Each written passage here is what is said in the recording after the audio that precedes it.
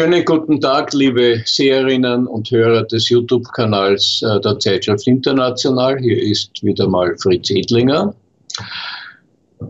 Das ist, wie bereits die letzten Male, lediglich die Einleitung zu einem anschließend veröffentlichten längeren Video. Das Video, das ich jetzt einmoderiere, ist im Wesentlichen die Wiedergabe eines Vortrages des früheren US-amerikanischen Diplomaten und Botschafters Chas Freeman.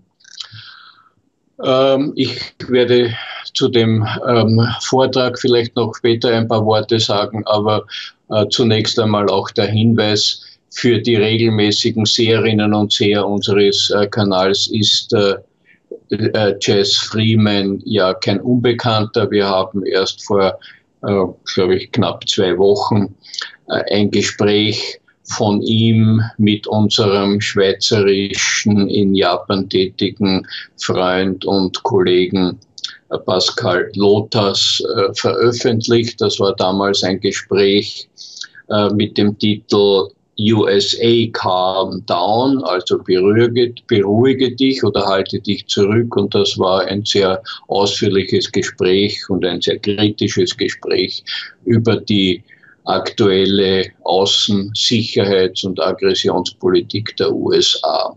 Wer dieses Video noch nicht gesehen hat, der möge das nachholen. Es ist wirklich ein bemerkenswertes Gespräch. Und das heutige ist ebenfalls bemerkenswert. Das heutige ist im Wesentlichen ein Vortrag, den Chas Freeman ebenfalls publiziert auf dem Videokanal von Pascal Lottaz, Neutrality Studies, gehalten hat, mit dem Titel The Middle East is once again West Asia. Also der Nahe Osten ist wieder Westasien. Damit behandelt Freeman die geopolitischen, vor allem auf die Region des aus europäischer Sicht über viele Jahre und Jahrzehnte als Nah- oder Mittlerer Osten bezeichnete Region, die sich nicht zuletzt auch aufgrund von diversen Vorkommnissen, wie zuletzt auch dem Ukraine-Krieg, aber schon auch vorher Libyen, Syrien, hat sich im Wesentlichen die gesamte Region des Nahen Ostens allmählich schrittweise umorientiert, um es sehr vereinfacht darzustellen, weg von der weitgehenden Abhängigkeit und auch von der weitgehenden Unterwürfigkeit den USA gegenüber zu einer mehr auf die eigenen Interessen wirtschaftlicher, politischer, sicherheitspolitischer Hinsicht orientierten, selbstbewussteren Definition einer eigenständigeren Außen-, Sicherheits- und Wirtschaftspolitik. Und das ist im Wesentlichen auf Kosten der USA passiert, doch ein wenig auch auf Kosten Europas, das ja in den letzten Jahren, nicht zuletzt auch wieder wegen Ukraine, sich immer mehr und mehr den Interessen der USA angenähert, manche sagen unterworfen hat.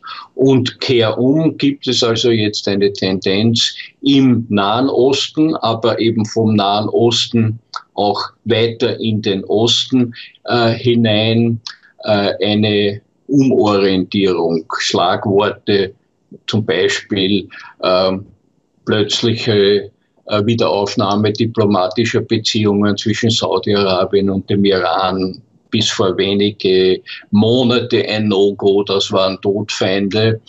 Und an dieser Feindschaft hat durchaus auch die USA ein gewisses Interesse gehabt. Aber da ist einiges in Bewegung gekommen. Nicht zuletzt auch die Frage der Wirtschaftsbeziehungen durch den Ukraine-Krieg sind plötzlich also auch Lieferungen, Rohstofflieferungen, Öllieferungen von Staaten in andere Staaten, in Regionen geschehen und geschehen weiterhin, die vorher ebenfalls undenkbar waren. Inzwischen ist eigentlich der größte Ölkunde Saudi-Arabiens ist also China inzwischen. Ebenfalls ein No-Go, weil China ist der kommende Feind Nummer 1 der USA. Also hier gibt es einige Entwicklungen, die recht interessant sind und die eben von Freeman in seinem Vortrag behandelt werden und die eben auch zu der Analyse oder zu dem Ergebnis führen, dass eben diese Region sich jetzt neu definiert oder wieder neu definiert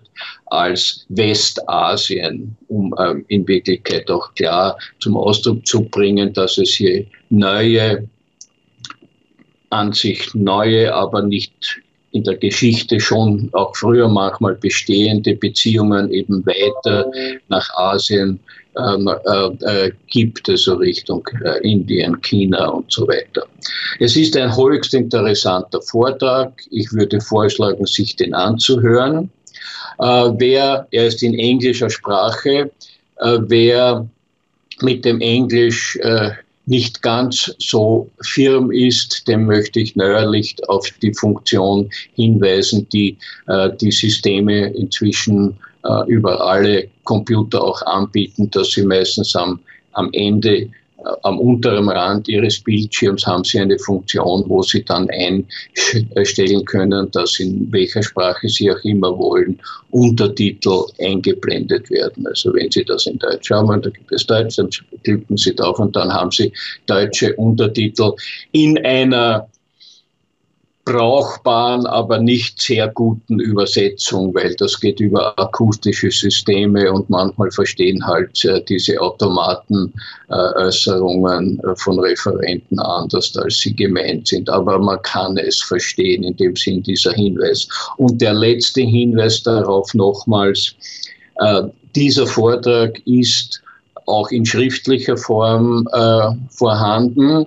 Wer sich das eben auch noch schriftlich ansehen möchte, den möchte ich hinweisen, das ist auf der Webseite von Chas Freeman veröffentlicht. Also Sie geben einfach im System Chas Freeman oder Charles Freeman ein und dann kommen Sie auf seine Webseite und dort finden Sie im Moment das, glaube ich, sogar schon als erstes Dokument.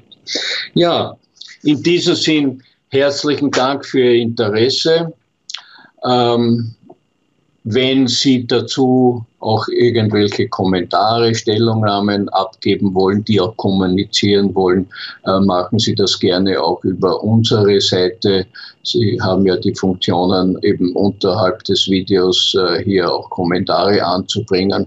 Wenn Sie ausführlicher kommunizieren oder auch diskutieren wollen, es steht Ihnen auch unsere Webseite zur Verfügung. Dort gibt es auch unsere E-Mail-Anschrift und Sie können mit uns in Verbindung treten. In diesem Sinn herzlichen Dank und bis zum nächsten Mal. Schönen guten Tag, Fritz Edlinger.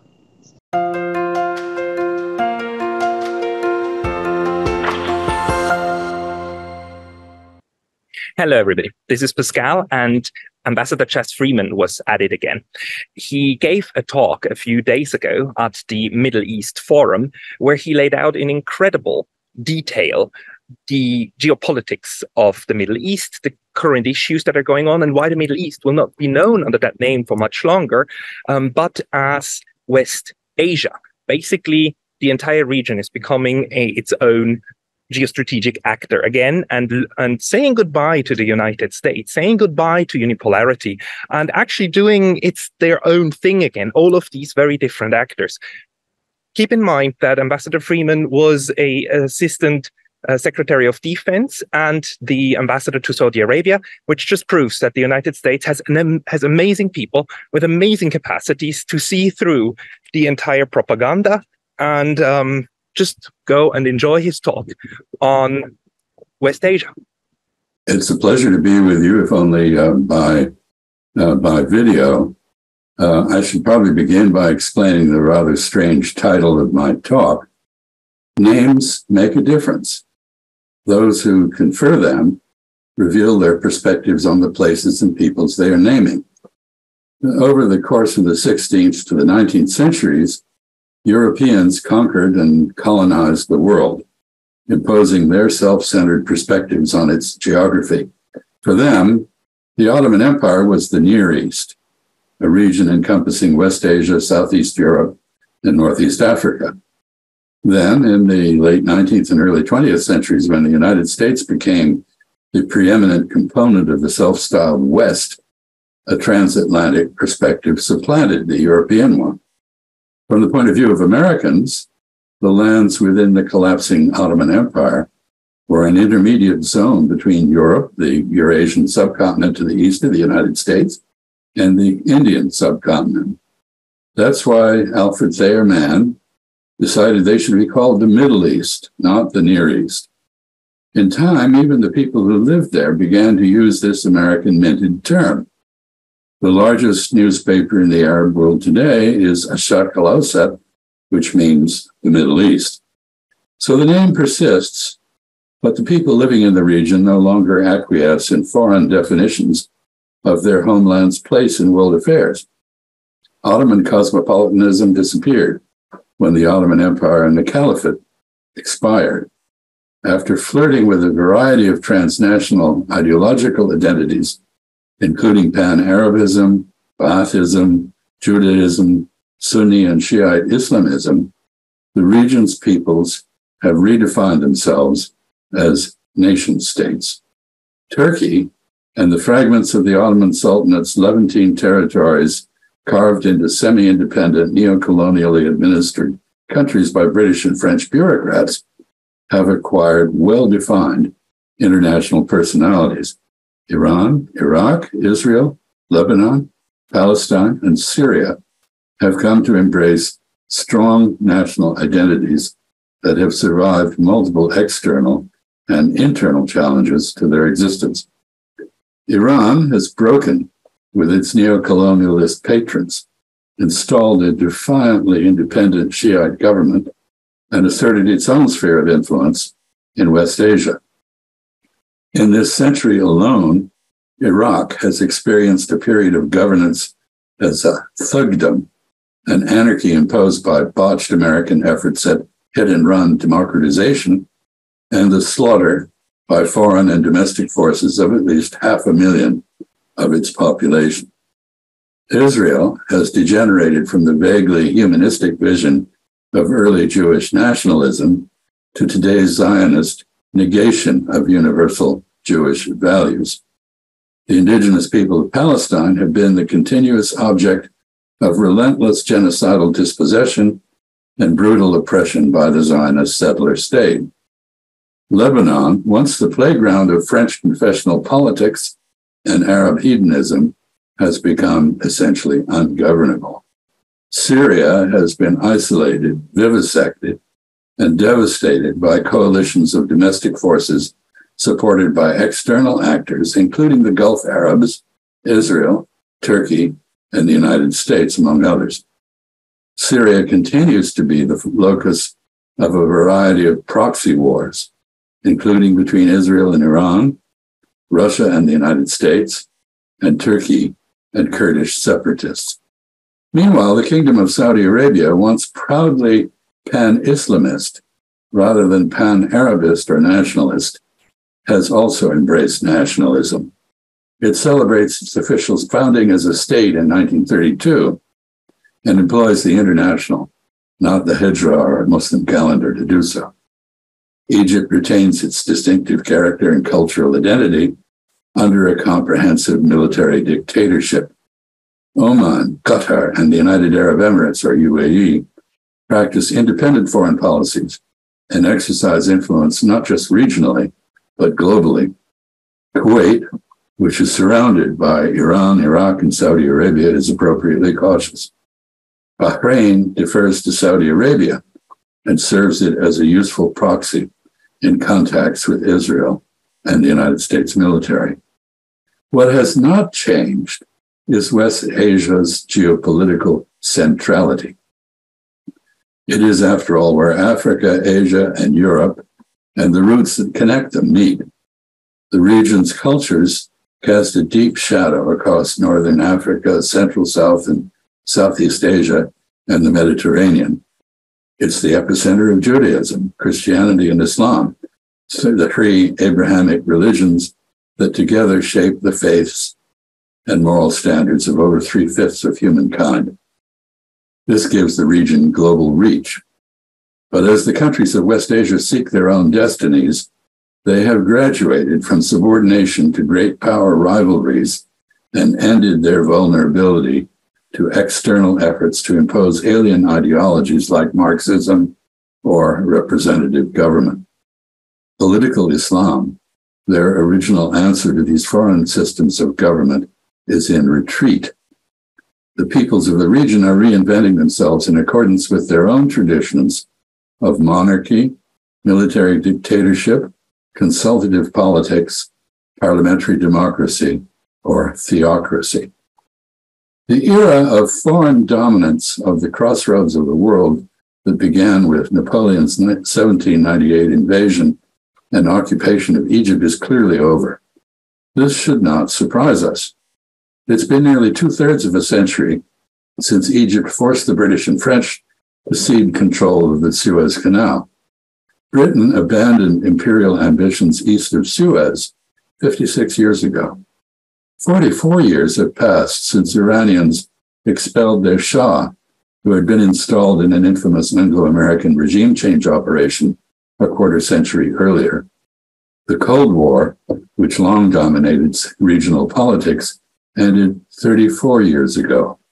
9/11, which fundamentally estranged the region from the United States, occurred more than 2 decades, a full generation ago. The Arab uprisings of 2011 are a distant, garbled memory for all but their participants. The world has undergone fundamental change, and so has Afro-Asia, West Asia, and Northeast Africa. Among the changes is the reduced appeal of alien intellectual traditions and systems of government. Marxism is pretty much dead as an ideology, except the Central Party School in Beijing and a few institutions of higher learning in the Anglosphere. As the rule of law everywhere yields to populism, including in our own country, Aristotle's observation that democracy tends to degenerate into demagoguery, autocracy, and the tyranny of the majority seems to be being borne out. Various forms of elected autocracy are flourishing in Russia and Turkey and taking root in India and Israel. In this context, Washington's efforts to portray world events as driven by a grand contest between democracy and authoritarianism have little appeal abroad, where they strike many as both irrelevant and seriously detached from reality. But this is only part of the reason that, by contrast with the Cold War, the countries of West Asia, with the notable exception of Iran, have opted for non-alignment between the United States and America's designated Chinese and Russian adversaries. To have called West Asian client states and dependencies like Israel and the Gulf Arabs allies of any great power was to seriously misunderstand and misdescribe their status. They were, and to some extent remain, protected states, consumers of security supplied by foreign backers, rather than providers or guarantors of security to these backers. States in the region have been more likely to embroil their patrons in wars than to save them from enmeshment in them. Now, rather than attaching themselves to a single protector, these states have filled their dance cards with multiple great power partners. They offer fealty to none. Iran, too, was originally non-aligned between East and West, but decades of U.S. policies of ostracism and maximum pressure left Iran nowhere else to go but into the arms of America's adversaries. Iran has now turned to them to help it evict American influence from the region. In support of Moscow's proxy war with the United States and Ukraine, Tehran has become a supplier of drones, artillery shells, tank ammunition, and other weapon systems to Russia. And it is working with India and Russia to develop an international north-south transport corridor, or INSTC, that will bypass the NATO-controlled sea route through the Bosphorus, as well as the Suez Canal. The INSTC will link Russia with the Iranian port of Chabahar, connecting Moscow to Bombay and other ports on the Indian West Coast. Unlike the United States, China has worked hard to maintain untroubled relations with all the nations of the region, and this has been a particular benefit to Iran, recently helping it to restore normal relations with previously hostile Arab neighbors. Among other benefits, this rapprochement breaks the American-imposed embargo by opening Iran to trade and investment from the capital-rich societies across the Persian Gulf. Meanwhile, new roads, railways, and energy pipelines, financed by China's Belt and Road Initiative, promise to restore Iran to its pre-modern role as a regional hub for both East-West and North-South economic exchanges.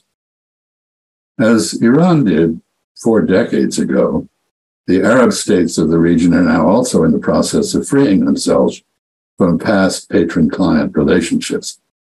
Their interactions with Britain, France, the Soviet Union, or the United States were inherently unequal. In return for protection, these countries offered obsequious deference to their patrons' interests and politics, but undertook no reciprocal obligations. They made no commitments to aid in the defense of their patrons' regional interests, which included security of energy supplies, assured overflight and transit, market access, counterterrorism, and the exemption of Israel from global pressure to conform to the norms of international law. Israel now faces some of the same dilemmas in its relationships with the United States and other external powers that its Arab neighbors have long confronted. It chafes under its continuing overdependence on support from the United States and sees aligning with America against China and Russia as contrary to its own interests.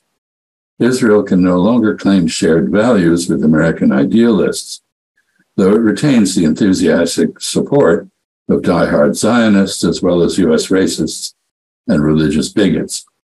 Like others in its region, Israel is under pressure from the United States to change both its foreign and domestic policies, though fear of political reprisals or the loss of electoral support from the American Israel lobby continues to suppress public criticism of it by U.S. politicians. In the final decade of the 20th century, a period that the late Charles Krauthammer evocatively named the unipolar moment in global affairs, the United States eclipsed all other external powers as the protector and patron of both the Arab states of the region and Israel. In 1973, in response to Egypt's surprise attack on Israeli forces occupying the Sinai, the United States provided massive military support that enabled a successful Israeli counteroffensive. In the immediate aftermath of the Cold War, Washington came to the aid of the Gulf Arabs against Iraqi aggression, but then began to levy ideological and other demands that they found inappropriate and unacceptable. After 9/11, Americans embraced Islamophobia.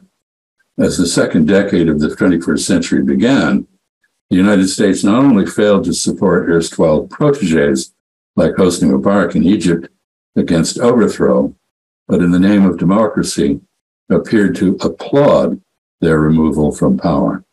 These events deprived previous U.S. pledges of protection of client states and their leaders in West Asia of almost all credibility. The rest of it disappeared when Washington failed to respond to various moves by Iran against Gulf Arab interests and freedom of navigation in the Strait of Hormuz. Now, as the Gulf Arabs separate themselves from past deference to and exclusive dependence on the United States, they do not seek and will not accept subordination to China, India, Russia, or others outside their region. The protection of these other external actors is, in any event, not on offer. What is happening is not, as Washington mindlessly asserts, an effort by China, Russia, or any other great power to replace American hegemony in the so-called Middle East with its own. Nor are the states of the region either open to or in search of alternative dependent relationships. They are instead in active pursuit of strategic autonomy through diversification away from political and economic overdependence on the United States. Such autonomy will not come easily. In practice, there are limits to the extent to which the states of West Asia can hope to wean themselves from military reliance on America. No other great power has either the disposition or the capability to accept the burdens of defending them against each other or external enemies, as the United States once did. West Asian states are happy to exploit great power rivalry, but they're not driven by it. If they cannot extract defense commitments from great external powers, they must take responsibility for their own defense. They're beginning to do so. Israel faces an especially challenging transition. Zionism's Ashkenazi founders agreed with their European Christian persecutors that Jews were an ethnic group rather than a religious community. As such, Zionism asserted Jews were as entitled to self-determination as other ethnic minorities in Europe's collapsing empires. Zionists sought Jewish independence in the mythic Jewish homeland, Palestine, which, with the racist condescension toward non-European native peoples that was typical of the time, they described as, quote, a land without people, unquote, dismissing the resident Palestinian population as unworthy of acknowledgement, let alone recognition. This sowed the seeds of today's Zionist state, which practices segregation against Arab Israelis in Israel proper, denies basic rights to West Bank Palestinians, seeks to drive them into exile by evicting them from their homes, destroying their farms, and conducting pogroms against them, and deliberately immiserates and occasionally massacres the nearly 2.2 million Palestinians it has imprisoned in Gaza. This behavior, not surprisingly, incites both wider Arab hatred of Israel and global abhorrence of Zionism. It jeopardizes the US-sponsored Abraham Accords by making them seem a cynical project of autocratic Arab ruling families imposed over the opposition of most of their subjects, who continue to see Israel as an inherently illegitimate, foreign-supported, anti-Arab settler state. Since Iran turned against it, Israel has been unable to develop any friends in its own region, despite strenuous American efforts to help it do so. Its denial of ready access to Muslims seeking to worship at the Al-Aqsa Mosque in Jerusalem, which is, of course, Islam's third holy city, not to mention Jewish extremists escalating assaults on the site, offend the global Muslim community. Only in India, where Hindutva is on the rise, have Israeli extremists found a religious nationalism to match their own antipathies to Christianity and Islam. The extremist parties that now control the Israeli government provide daily evidence of their racist hatred for Palestinians, disdain for American and European Jews, denigration of liberal Israelis, contempt for Goyim, and full-blooded support for an incitement of settler thuggery and violence. They've just overridden the independence of their country's judiciary. They propose to give its government the power to lock up Jewish Israeli citizens in pretrial detention in much the same way that it has long imprisoned stateless Palestinians. These extremists are creating a deep rift between Jewish Israelis, destabilizing Israel's economy, catalyzing a loss of confidence in Israel's future, and causing foreign investors to flee. The streets remain filled with protesters. and much of the Israeli Air Force at present is on strike. Abraham Lincoln's prescient observation in 1858 that, quote, a house divided cannot stand, seems very relevant to Israel's future. Israel's threats to attack Iran now sound less like plans than like bravado, efforts to use a foreign threat to paper over domestic divisions and conceal Israeli weakness, while warning others in the region that Israel remains its premier military power. Zionist successes are not just dividing Israelis, many of whom are emigrating, but seriously disillusioning and estranging previously sympathetic and supportive Jews in Europe and the Americas. Their backing, and now their fundamentalist Christians, has been as essential to sustaining Israel as that of European Catholics was to the survival of the Crusader Kingdom of Jerusalem in the 11th to 13th centuries. Israel will find it more difficult than its Arab neighbors to diversify the sources of its international support. No great power other than the United States seems prepared to overlook, let alone subsidize, Israel's brutal oppression of its captive Arab populations. And as the international role and stature of its Arab neighbors grow, the willingness of external great powers to offend them can only decline. Meanwhile, Israel's efforts to avoid taking sides in the Ukraine war, despite its dependence on the United States and its large Russian-speaking population, have not endeared it to either Washington or Moscow. Some of the Russian and Ukrainian oligarchs opposed to Russian President Vladimir Putin now reside in or claim citizenship in Israel. The United States has adamantly opposed Israeli outreach to China. Mr. Netanyahu plans to visit there sometime this year.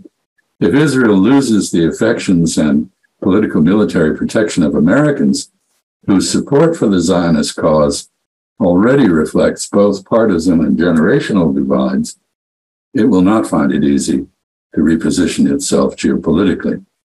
Despite the Netanyahu government's current efforts to cultivate China, India, and Russia, Israel has no feasible alternatives to dependence on the United States. The Kingdom of Saudi Arabia has faced a comparable challenge and responded with its own geopolitical repositioning. Saudi-American estrangement steadily deepened over the 22 years since the 9/11 terrorist attacks on New York and Washington. These attacks led to the successful vilification of Saudi Arabia, other nations, and Islam in American politics.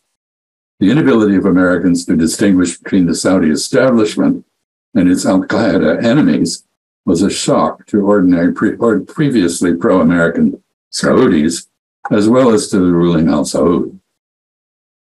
Washington's subsequent failure to oppose the mobs that toppled Egypt's Hosni Mubarak, its longstanding protege, from power in 2011, then cost it the confidence of the Al Saud and other Arab rulers previously reliant on backing by the United States. Their concerns deepened when the U.S. failed to respond to Iranian-backed attacks on Saudi and Emirati petroleum facilities, as well as shipping in the Strait of Hormuz and military bases in Abu Dhabi. The Saudis and other Gulf Arabs saw this as creating an urgent imperative to develop alternatives to reliance on America. They redoubled their efforts to do so. The gruesome murder of my friend Jamal Khashoggi in 2018 cemented the American shift from quiet support for Saudi Arabia to vocal antipathy toward it, overriding President Trump's narcissistic minuet with it and leading to presidential candidate Joe Biden's pledge to make both the kingdom and Crown Prince bin Mohammed bin Salman Al Saud international pariahs. President Biden's subsequent discovery, once in office, that U.S. interests require a cordial and cooperative relationship with the kingdom, led him to a belated effort to court both it and Crown Prince Mohammed. This has not succeeded. Locally expressed opprobrium, even if formally retracted, does not encourage fealty. U.S. policies based on denunciatory diplomacy, unconditional support for Israel, and total animosity to Iran have clearly exceeded their sell-by date in the Arab Gulf states. Instead of renewing its previous deference to the United States, Saudi Arabia has built a strong consultative relationship with Russia, which for all intents and purposes, it has now integrated into OPEC. It has courted China, its largest and most promising export market and biggest source of imports. The kingdom is normalizing its relations with Iran, dealing a hard blow to the U.S.-Israeli plan to rope the Gulf Arab states and Israel into an anti-Iranian coalition. It's made it clear that while it's prepared to deal transactionally with Israel, normalization of ties with the Zionist state would cost both the United States and Israel far more than either could ever bring themselves to offer. Like Israel and the rest of West Asia, other than Iran, Saudi Arabia has declined to align itself with either the West or Russia in the Ukraine war, and over American objections, the kingdom is now normalizing diplomatic relations with Syria. Crown Prince Mohammed, who turned to China, India, and Russia when he was persona non grata in the West, has since exchanged visits with President Macron of France and President Erdogan of Turkey. He's received President Biden and the former British Prime Minister and their key subordinates in his homeland. He's just been invited to visit London. He's doubled down on efforts to craft relations and choose friendships with other countries that, in his judgment, best serve Saudi interests. As a result, along with the UAE and Qatar, which have similarly adopted realpolitik-based foreign policies that bypass or challenge American primacy, the kingdom has emerged as a middle-ranking power with significant global reach. At the same time, Riyadh has sought to enhance its regional influence through rapprochement with the Syrian government it had spent the previous 12 years trying to overthrow, and it has reopened its long-severed dialogue with Hamas. Far from being seen as a pariah, Saudi Arabia is now widely courted as a key player in global and regional geopolitics and finance, with the capacity to offer or withhold crucial cooperation or acquiescence on multiple issues of global concern. Consider, for example, yesterday's peace conference in Jeddah, which the Saudis reportedly convened in response to a U.S. request for their help in expanding support for Ukraine in the global south. Saudi custody of two of Islam's three holy cities reinforces human ties to the roughly 2 billion members of the global Muslim community for whom it is a religious duty to perform the Hajj or Umrah pilgrimages. Under Crown Prince Mohammed, the kingdom has tempered its idiosyncratically narrow-minded version of Islam and moved closer to its religion's tolerant traditions. This, and the kingdom's leadership of the Organization for Islamic Cooperation and the Islamic Military Counterterrorism Coalition, has reduced previous frictions with other, more permissive Muslim societies. The reduction of religious constraints on individual and group behavior in the kingdom has begun to enable the flowering of its women's talents. This has also facilitated foreign willingness to invest in Saudi Arabia's expanding non-oil economy and the mega projects it has launched as part of its Vision 2030. Saudi Arabia is far from alone in seeking to expand and diversify its international political economic relationships. Most commentaries focus on the efforts of the UAE and Qatar to consolidate ties with China and Russia. Like Israel, Dubai is now a major refuge for Russians seeking to avoid the complications to life in their country created by Western sanctions. The United States cited the UAE's cordial military relationship with China as an excuse for aborting the transfer of F-35s the UAE had been promised to incentivize its normalization with Israel. But the success of Dubai as an international entrepot, business, and financial center is stimulating increasing Saudi competition with the UAE in finance, trade, investment, surveillance technology, and armaments production. Saudi Arabia expects that its main investment vehicle, the Public Investment Fund, will have more than $2 trillion by 2030, making it the world's largest.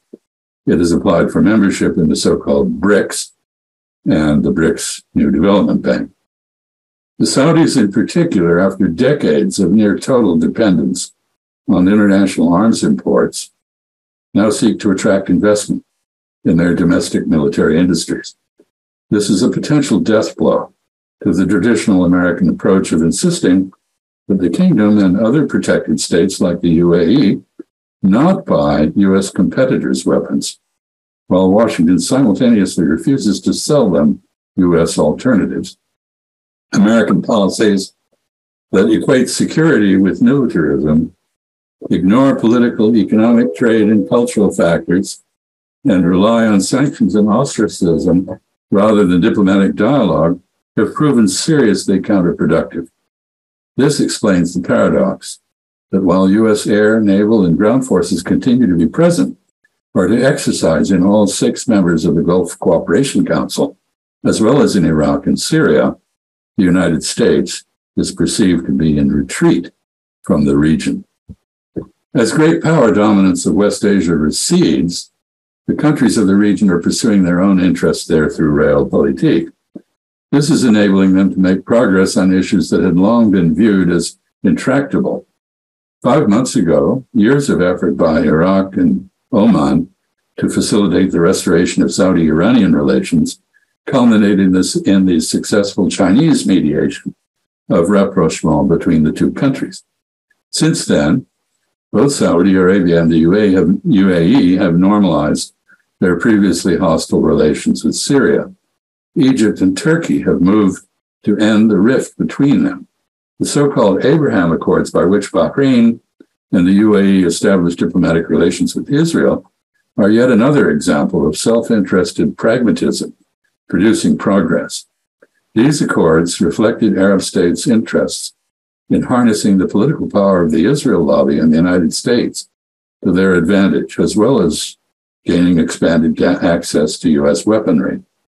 The Israel lobby has since played its desired role, but the United States has failed to deliver the F-35s and other weapons systems it had pledged to provide. The major exception to forward movement in the region is now the Israel-Palestine issue.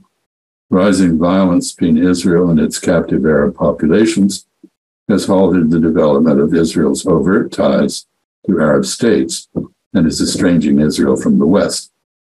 Regional acceptance of Israel, desirable as it is, depends on Israel's acceptance of the rights of its Arab subjects.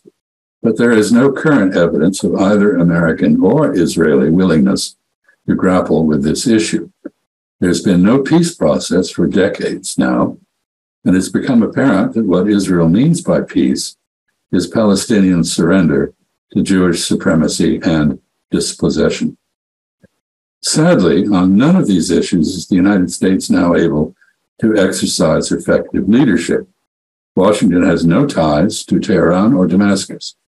It has strained relations with Riyadh, tense relations with Ankara, stagnant relations with Cairo, and mutually exasperated and deteriorating relations with Jerusalem.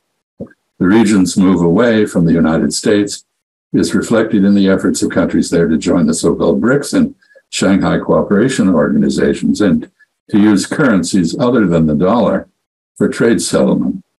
While I do not wish to sacrifice their relationships with the United States, regional powers, including Saudi Arabia, the United Arab Emirates, and Egypt, have signaled that they intend to take full advantage of these new openings as they prepare for a post-American multipolar world. De-dollarization is part of this evolution. It remains a work in progress, but has been accelerated by apprehensions generated by the U.S. and European confiscation of Iran's, Venezuela's, and Russia's dollar and gold reserves. These seizures made a mockery of the fiduciary responsibilities of central banks. They underscored the reality that the United States and its Western allies now make and break the rules of the post-World War II international order as they see fit. They raise serious doubts about the extent to which dollar deposits will remain reliable stores of value. Still, despite the increased risk attached to holding dollars, for now, the petrodollar agreement of 1973 remains in force. This agreement, which many have forgotten, enabled the dollar, having just become a fiat currency no longer backed by gold, to continue as the universal medium of transactions in commodity markets like energy and raw materials. Under it, the Saudis, and by extension other members of OPEC, agreed to maintain their currency reserves in dollars and to reinvest any dollars they receive for their oil in the United States. The resulting ability of the United States to print money rather than export goods and services to balance its imports is both unique and the basis of American global primacy. But the indefinite perpetuation of the, quote, exorbitant privilege, unquote, conferred on America by such monetary hegemony can no longer be taken for granted. There is a lot at stake for the United States with the newly cantankerous states of West Asia. The region remains a central feature of global geopolitics, but it is no longer a U.S. sphere of influence. Washington must adjust to the new reality that its erstwhile client states now see it as in their interest to maintain political, economic, and military relationships with multiple external partners. They will no longer afford America a monopoly of arms purchases and military presence, nor will they defer to interests of the United States they cannot be persuaded to see as their own. Such persuasion would require a level of respectful American diplomatic engagement with them not seen in decades. The countries of the region need reassurance that Washington is a reliable supporter of their interests rather than the unilateralist champion only of its own. To this end, the United States must earn their cooperation by offering tangible economic and political benefits. America will not succeed by focusing on preventing them from accepting such benefits from China or other great power competitors while offering no attractive alternatives. The United States long recognized that both domestic and global prosperity require access to the hydrocarbon resources of the Persian Gulf region and acted unilaterally to protect such access. Despite the U.S. reemergence as a net energy exporter and international competitor with West Asian oil and gas, the Persian Gulf retains its importance to the world economy. But the willingness and ability of Americans to shoulder the entire burden of protecting other nations' access to Gulf hydrocarbons are not what they once were. Recent experience has made it next to impossible to convince anyone there that, in fact, the United States remains committed and ready to do what it once did in this regard. No country in West Asia, no Arab country, not Israel, not any other country is now prepared to rely exclusively on the United States to protect either its national identity or its energy trade. There is growing interest in the region beyond it in alternatives to fading American guarantees of global access to the energy the world needs to prosper.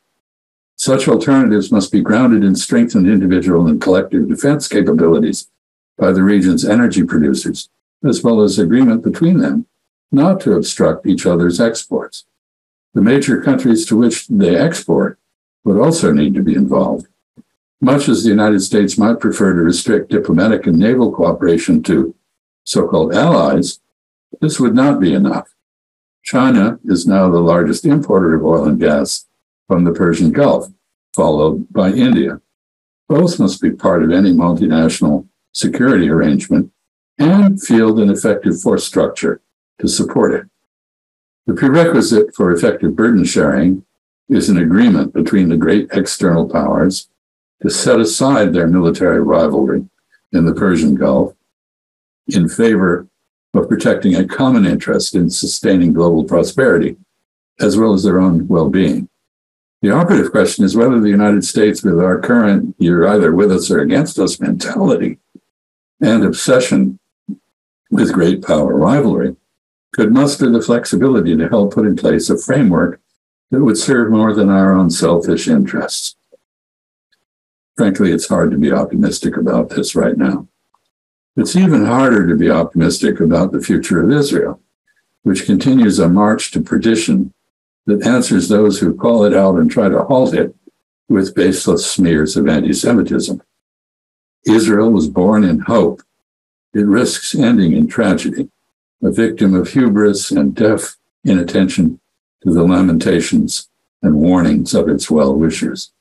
Israel's demise, if it comes, will not be imposed by the Palestinian resistance to its injustices or by the hostility of its Arab neighbors. It will be by its own hands, with more than a little help from its American friends. Sadly, the United States has been as much the enabler of Israel's descent into self-destructive and obnoxious practices as any person who gives money to an alcoholic to buy liquor is. Unquestioning support for Israel remains essential to extracting campaign contributions from American armchair Zionists, but it creates nothing but moral hazard for Israel and makes it an albatross around the neck of U.S. foreign relations. American subsidies for Israel and insistence on its unique exemption from the norms of international law, more than anything else, caused the world to dismiss U.S. claims to support justice, human rights, and democracy with skepticism bordering on derision. Unless and until U.S. enablement ends, Israel will persist in behavior that dishonors Judaism, makes enemies for both itself and the United States, and jeopardizes not just its moral standing, but its very viability as a nation state. Let me conclude. For better or ill, West Asia has acquired a dynamism that demands the reconsideration and adjustment of long-standing American policies. The relationships between its countries and between them and the outside world are in flux. A rigid adherence to historical partnerships does not serve American interests. The United States must refrain from offering any country there an apparent blank check. Rebuild ties where they become strained. Place American interests first and be prepared to offer tough love to friends who violate American interests. This will require competence at statecraft and a skill at diplomacy that are not currently in evidence in U.S. foreign policy. What worked in the unipolar moment, or the Cold War that preceded it, will not work either in the emerging multipolar world or in the new multi-aligned West Asian regional order. To serve American interests in the new circumstances, U.S. policies require fundamental rethinking and redesign. Sadly, so far there's little evidence that Americans are ready to rise to that challenge. But policies that fail to anticipate and accommodate change risk strategic surprise and humiliation by it. Thank you.